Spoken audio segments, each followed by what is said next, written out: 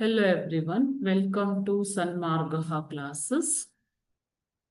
ಸಮಭಾರ ರೇಖೆಗಳು ಎಂದರೇನು? ಇದು ಮುಂದಿನ ಪ್ರಶ್ನೆ. ವಾಯುಗೋಳ ಎನ್ನುವಂತಹ ಚಾಪ್ಟರ್ನಿಂದ ಮಕ್ಕಳು.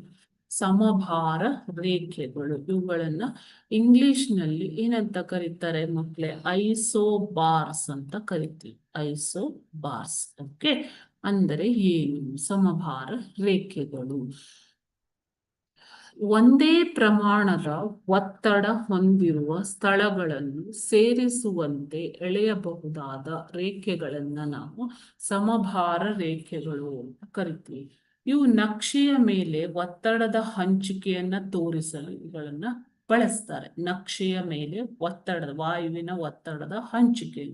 ಒಂದೇ ಪ್ರಮಾಣದ ಒತ್ತಡ ಹೊಂದಿರುವ ಸ್ಥಳಗಳನ್ನ ಸೇರಿಸುವಂತೆ ರೇಖೆಗಳನ್ನ ಎಳೆದರೆ ಅಂತ ರೇಖೆಗಳನ್ನ ಸಮಭಾಜಕ ರೇಖೆಗಳು ಅಂತ ಕರೀತಾರೆ. ಸಮಭಾರ ರೇಖೆಗಳು ಎಂದು ಕರೀತಾರೆ.